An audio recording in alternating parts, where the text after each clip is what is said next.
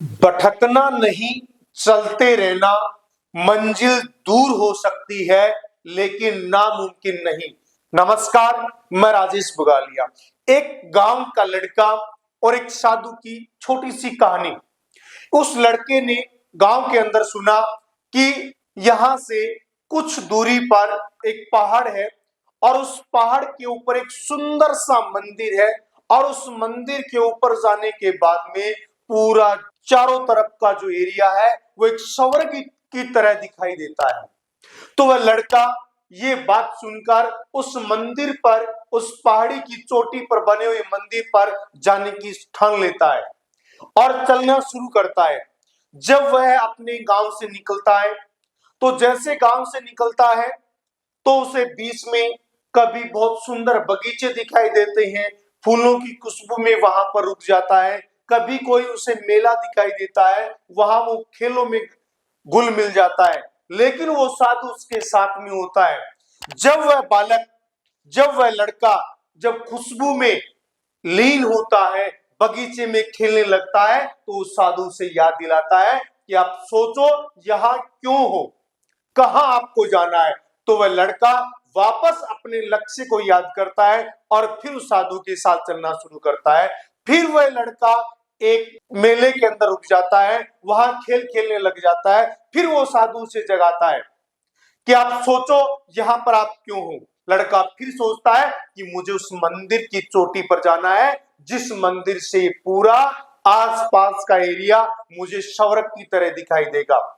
फिर वह लड़का लगातार चलता है और फिर किन्हीं बिना किसी भटकाव के, बिना किसी इधर उधर देखे हुए अपने लक्ष्य के लिए लगातार चलता है और वह उस पहाड़ पर बने हुए सुंदर मंदिर पर पहुंच जाता है। और जैसे उस मंदिर पर पहुंचता है तो वह साधु अब उसे कहता है कि जिस तरीके से उस गांव से चलकर इस मंदिर तक आने के लिए, आपके इस लक्ष्य को भटकाने के लिए जगह जगह आपको बगीचे, मेले, आपको अलग अलग भटकावने, आपको प्रलोभन आपको मिलते रहते हैं। ठीक उसी तरीके से इस जीवन के अंदर यदि आप लक्ष्य निर्धारित भी कर लेते हैं तो उस लक्ष्य के लिए, उसके बीच में भटकाने के लिए आपके पास बहुत ही खूब सारे भटकाव के साधन आपको मिलते हैं। उन सभी से मेरे दोस्त आपको बचना है और आपको हमेशा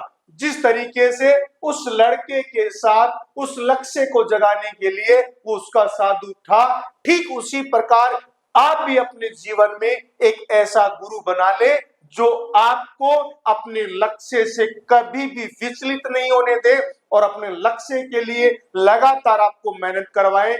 और आप भी अपने लक्ष्य को, आप सुबह जब भी आप उठते हैं तो एक बार अपने लक्ष्य को आप जरूर याद करें, क्योंकि जब आप अपने लक्ष्य को आप याद करेंगे तो उस दिन कोई भी कठिनाई आपके जीवन में है वो सारी कठिनाई आपको तुच्छ के बराबर आपको लगने लग जाएगी और आप अपने लक्ष्य के प्रति आप मोटिवेट होंगे और अपने लक्ष्य को आप 100% आप प्राप्त करेंगे। तो मेरे दोस्त, हमेशा जब आप उठते हैं तो उठते समय सबसे पहले आप ये सोचें कि आज मेरा लक्ष्य क्या है और मेरा कौन सा लक्ष्य था जिसके लिए आज के दिन का मेरा लक्ष्य है जो मुझे पूरा करना है। यदि सुबह उठते ही सकारात्मक विचार के साथ अपने लक्ष्य को आप याद करेंगे तो पूरे दिन आप अपने लक्ष्य के लिए आप लगातार आप मेहनत करते चले जाएंगे। तो इस जीवन के अंदर, इस सुनहरे अवसर, जो भी इस जीवन के अंदर जो भी कठिनाइयां आती हैं, जो भी भटकावने, प्रलोभन देने वाली चीजें आती हैं, उन सभी से बचें और अपने लक्ष्य को हमेशा माइंड में रखें और अपने लक्ष्य तक पहुंचे।